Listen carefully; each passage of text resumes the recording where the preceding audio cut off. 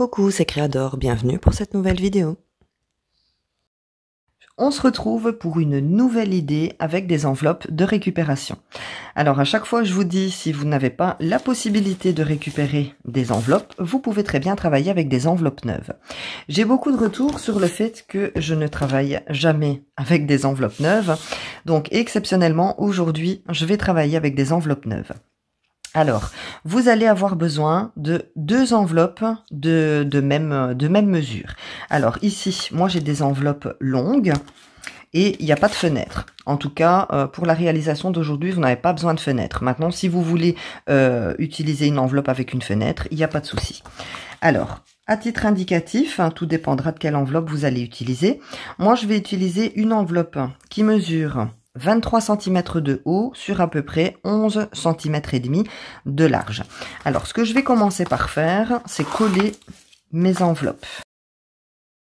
Donc, mes deux enveloppes sont fermées. Ce que je vais faire, c'est que je vais poser la première donc sur mon bureau et je vais venir poser la deuxième à 5 cm. D'accord? Donc, je prends le début de mon enveloppe ici et à 5 cm, je pose ma deuxième enveloppe. Ensuite, on vient les maintenir ensemble avec un trombone. Voilà. Donc, je me sers de mon tapis de mesure pour positionner mes enveloppes correctement. Donc, je les pose bien droites. Je vérifie bien donc que les enveloppes soient bien alignées. Maintenant, ce que je vais faire, c'est que je vais faire deux points de repère. Le premier point de repère, je vais faire du début de l'enveloppe à 10 cm. Et de l'autre côté, je vais prendre 5 cm de plus. Donc, ça me fait un repère à 10 cm et ici, un repère à 15 cm. Ce que je vais venir faire maintenant, c'est mettre ma latte. Je vais remonter mon trombone. Je vais mettre ma latte juste ici à mes 10 cm et je vais positionner l'autre côté de la latte à 15 cm. Une fois que je suis bien positionnée, je vais tout simplement venir découper mes enveloppes avec mon cutter. Vous allez obtenir donc 4 morceaux d'enveloppe. On va choisir le plus grand, d'accord? Et on va donc en choisir deux autres qu'on va venir placer ici. Donc encore une fois, je la place correctement. Je viens placer une deuxième enveloppe juste comme ceci. Et ici, donc, je ne sais pas si vous voyez bien, mais la découpe, il y a 3 cm. Donc, je vais venir prendre, celle-là, elle est trop haute. Je vais venir prendre celle-ci. Et là, j'ai 2 cm.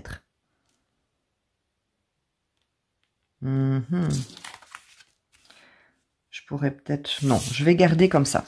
Donc voilà, vous allez choisir dans vos 4 parties, 3 parties que vous allez superposer. Donc on garde la plus grande, on vient ensuite mettre une moyenne et ensuite on vient terminer par une plus petite. Pour la décoration donc ici de ma pochette interactive, j'ai décidé d'utiliser des masking tape. Je suis sûre que comme moi, vous achetez tous les masking tape que vous aimez et finalement, ça termine dans une boîte et c'est vrai qu'on ne les utilise pas très souvent.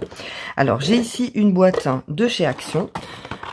Ici, ce sont des vintage de chez BBcraft. Enfin, j'en ai vraiment toutes les sortes. Alors, ici, on a un très large masking tape. Ici, un petit peu moins large, encore un petit peu moins large. On a vraiment en masking tape différentes largeurs et forcément différents motifs. Alors, ce que vous allez faire, c'est choisir les masking tape que vous aimez. Alors, peu importe la couleur, les motifs, enfin... Personnellement, moi, je vais pas faire attention à ça. Je vais choisir des masking tape que j'aime bien, donc qui soient très larges ou alors très petits. Donc, je vais faire ma sélection et ensuite, on va passer à la décoration.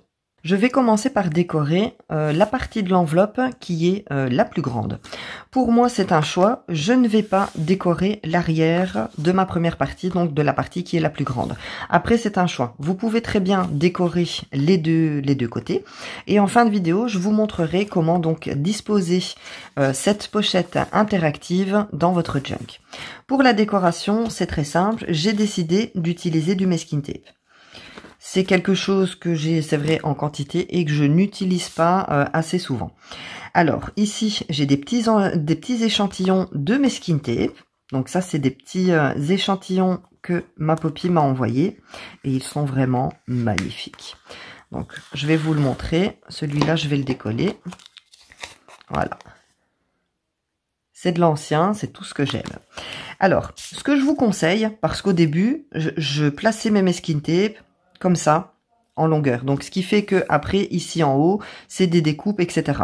Là, ici, pour que ce soit beaucoup plus facile, je vous conseille de placer vos masking tape en biais, donc dans le sens de la coupure de votre enveloppe. Donc, je vais commencer par celui-ci. Je vais placer mon masking tape bien au bord de mon enveloppe. Ce que vous pouvez faire aussi pour que votre masking tape colle bien, parce que généralement les masking tape n'ont pas un pouvoir collant extraordinaire. Donc ce que vous pouvez faire, c'est mettre de la colle en bâton et venir mettre votre masking tape dessus pour qu'il colle un petit peu mieux. Moi ici, c'est vrai que je l'ai pas fait, j'aurais pu le faire. Ici, j'ai un petit blanc, c'est pas grave. Donc, je vais couper mon masking tape dans ce sens-là. Voilà. Et avec un plioir, je vais venir bien frotter pour créer une bonne adhérence de mon masking tape sur mon enveloppe. Voilà. Je vais laisser dépasser les petits bords. Maintenant, je vais en choisir un autre. Et donc, je vais enchaîner les différents masking tape. Ce que je vais venir faire, bien, c'est tout simplement venir le superposer à la suite de l'autre. Alors ici, comme j'ai un petit blanc, j'aimerais bien essayer de le mettre un petit peu plus comme ça. Voilà. Donc, je vais mettre un petit coup de cutter pour que la fin de mon masking tape ici soit mise droite. Je viens, hop, avec mon plioir, renforcer donc l'adhérence. Un petit conseil. Quand vous faites ce genre de décoration, donc que vous utilisez votre masking tape, vous avez toujours ici sur le côté eh bien du surplus. Et généralement, qu'est-ce qu'on fait? Le surplus, on le jette. Ici, ce que je vous conseille de faire, c'est de prendre un papier en plastique. Moi, tout simplement, je mets une feuille à vide dans la plastifieuse. Maintenant, si vous n'avez pas de plastifieuse, ben, prenez une chemise en plastique dans laquelle on vient ranger les feuilles. C'est la même chose. Et ce que vous allez faire, c'est tout simplement venir découper, si je trouve malade, le surplus de votre masking tape. Je coupe le surplus de mon masking tape et je viens le coller sur mon morceau de plastique. Parce que ces petits morceaux de masking tape vont me servir à maintenir mes dies quand je fais des découpes.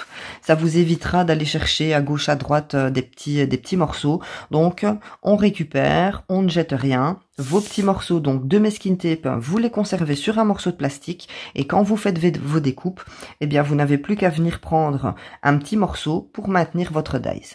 Maintenant que j'ai décoré mes 3 parties d'enveloppe, donc recto verso, je vais passer à l'assemblage.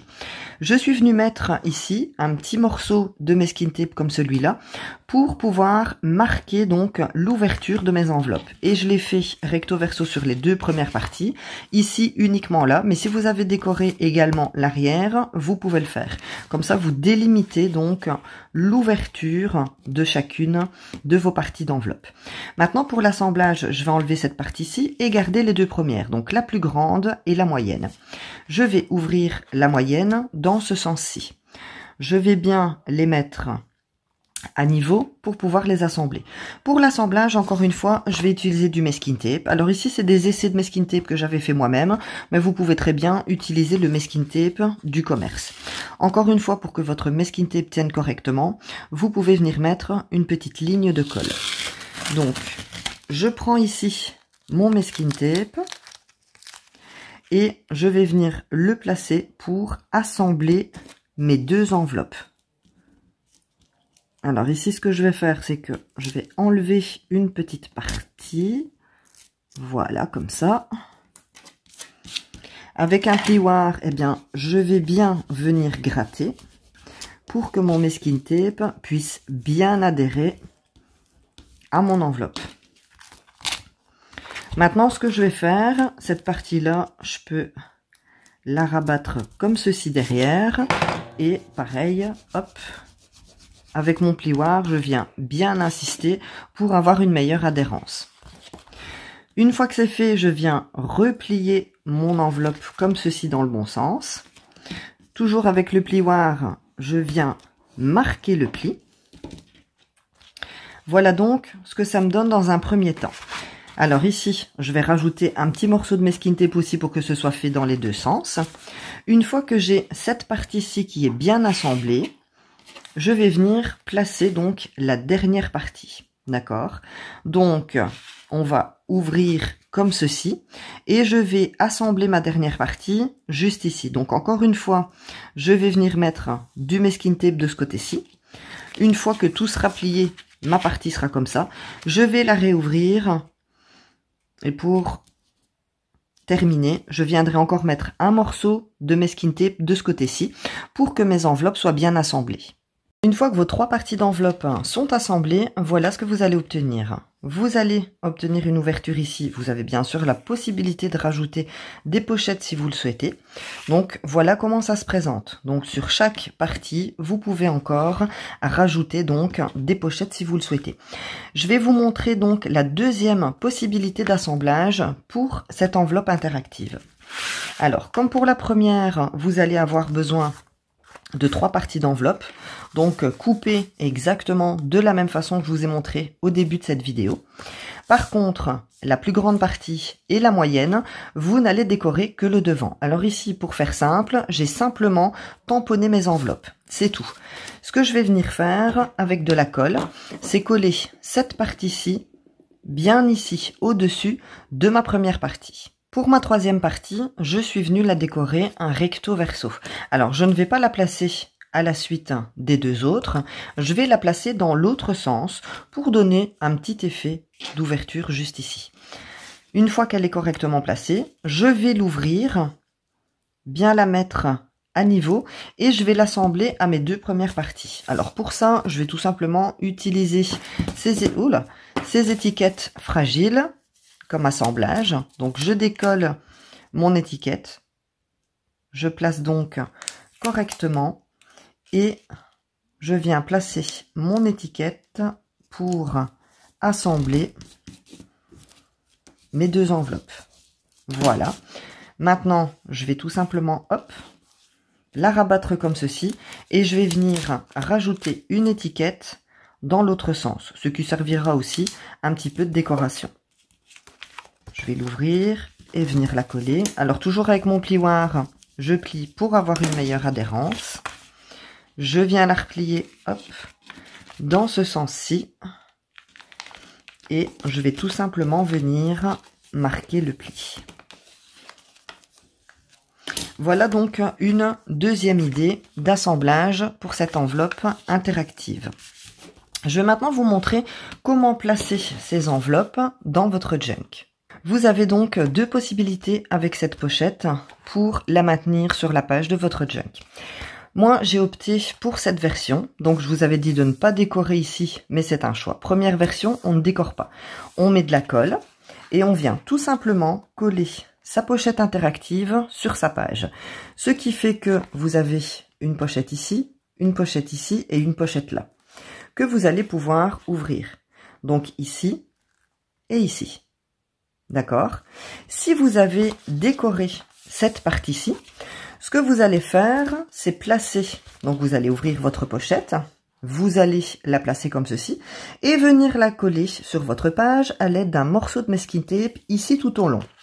Ensuite, vous allez retourner votre pochette et venir rajouter un morceau de masking tape ici. Ce qui vous donnera l'occasion de faire ici un espace journaling ou une décoration. Pour cette pochette-ci, pareil, je n'ai pas décoré parce que je vais tout simplement la coller sur ma page.